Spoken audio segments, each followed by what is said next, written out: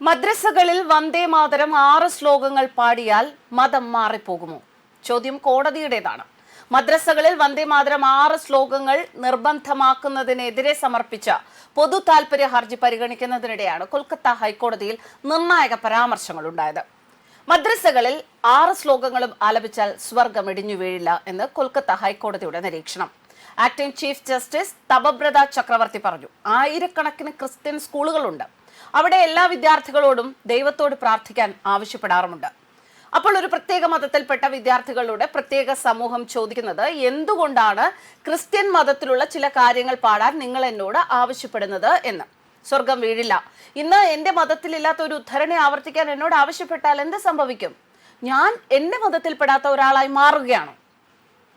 വന്ദേ മാതരത്തിലെ 6 ഖണ്ഡികകളും നിർബന്ധമാക്കി കേന്ദ്രം വിജ്ഞാപനം പുറപ്പെടുവിച്ചിട്ടുണ്ട് എന്ന് പൊതു താൽപര്യ ഹർജിക്കാരനെ പ്രതിനിധീകരിച്ച് മുതിർന്ന അഭിഭാഷകൻ ബികാഷ് രഞ്ജൻ ഭട്ടാചാര്യ വാദിച്ചു. ഇതെങ്ങനെ സാധിക്കും? ഭരണഘടന അംഗീകരിച്ചപ്പോൾ വലിയ ആലോചനകൾക്ക് ശേഷം ആരെങ്കിലും സ്വന്തമായി പാടാൻ ആഗ്രഹിക്കുന്നു എങ്കിൽ 2 ചരണങ്ങൾ പാടണം എന്ന് തീരുമാനിച്ചു. എനിക്കൊരു ബുദ്ധിമുട്ടുമില്ല, പക്ഷേ അത് നിർബന്ധിക്കാൻ സാധിക്കില്ല, അദ്ദേഹം വാദിച്ചു. സാമുദായിക ഐക്യം തകർക്കപ്പെടും. വളരെയധികം രക്തച്ചൊരിച്ചിലുകൾക്ക് ശേഷമാണ് സ്വാതന്ത്ര്യം നാം നേടിയത്. നിർബന്ധിതമാണ് എങ്കിലും ആരെങ്കിലും അത് പാടാൻ വിസമ്മതിക്കുകയും ജയിൽവാസം അനുഭവിക്കുകയും ചെയ്താൽ അവർക്ക് എങ്ങനെ നിയമപരമായ സഹായം തേടാൻ സാധിക്കും? ഭട്ടാചാര്യയുടെ വാദം ഇതായിരുന്നു. ഇത് സംബന്ധിച്ച് 1-ലധികം പൊതു താൽപര്യ ഹർജികൾ ഫയൽ ചെയ്യപ്പെട്ടു. ഒരു പൊതു താൽപര്യ ഹർജിയിൽ പാർലമെന്റിൽ ഇതിനെക്കുറിച്ച് ചർച്ച നടന്നതായി മുതിർന്ന അഭിഭാഷകൻ കല്യാൺ ബാനർജി വാദിച്ചു. മെമ്മോ നടപ്പിലാക്കുന്നതിന്റെ അധികാരപരിധി എന്ന വാദത്തിൽ പ്രഥമദൃഷ്ട്യാ കഴമ്പുണ്ട് എന്ന് ബെഞ്ച് കണ്ടെത്തിയതായി ACJ ചക്രവർത്തി നിരീക്ഷിച്ചപ്പോൾ എന്തെങ്കിലും നിർബന്ധിത നടപടി ഇതുവരെ സ്വീകരിച്ചിട്ടുണ്ടോ എന്ന് അദ്ദേഹം ചോദിച്ചു. ആരെങ്കിലും വന്ദേ മാതരം ആലപിച്ചിട്ടില്ല എങ്കിൽ നടപടി എടുക്കുമെന്ന് അവർ ഇതുവരെ നടപ്പിലാക്കിയിട്ടില്ല. ഇതുവരെ ആരെങ്കിലും അത് അനുഭവിച്ചിട്ടുണ്ടോ? ACJ ഭട്ടാചാര്യയോട് പറഞ്ഞു.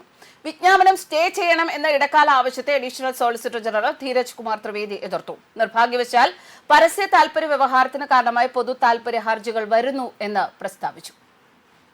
നമുക്കറിയാം, കോൺഗ്രസ് സമ്മേളനങ്ങൾ മുതൽ ലാഹോറിലെ തൂക്കുമരങ്ങൾ വരെ വന്ദേ മാതരം ധീരമായ ചെറുത്തുനിൽപ്പിന്റെ ഒരു ശ്വാസമാണ്.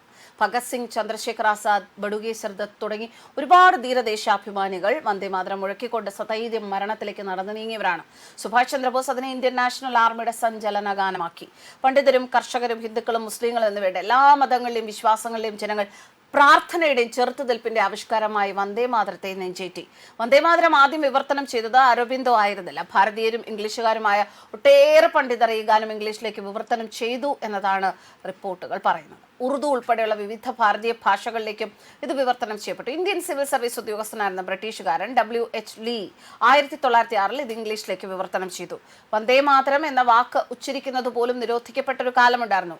അത് അജ്ഞാതമായി അക്കാലത്ത് വിവർത്തനം ചെയ്യപ്പെട്ടിട്ടുണ്ട്. എന്തായാലും ബംഗാളിയിലെ മൂലകൃതിയോടൊപ്പം ചേർത്തിരിക്കുന്നത് അരബിന്ദോ ഘോഷിന്റെ ഇംഗ്ലീഷ് വിവർത്തനമാണ്. തലമുറകളിലൂടെയും ഭൂപ്രദേശങ്ങളിലൂടെയും പ്രയാണം ചെയ്ത് ഭാരതീയ രാഷ്ട്ര ജീവിതത്തിന്റെ സമസ്ത തലങ്ങളിലൂടെയും സഞ്ചരിച്ച് ഭാരതീയരുടെ ഹൃദയത്തിൽ ചിരപ്രതിഷ്ഠ നേടിയ മറ്റൊരു ഗാനവുമില്ല എന്നത് സംശയം പറയാം. News desk comments.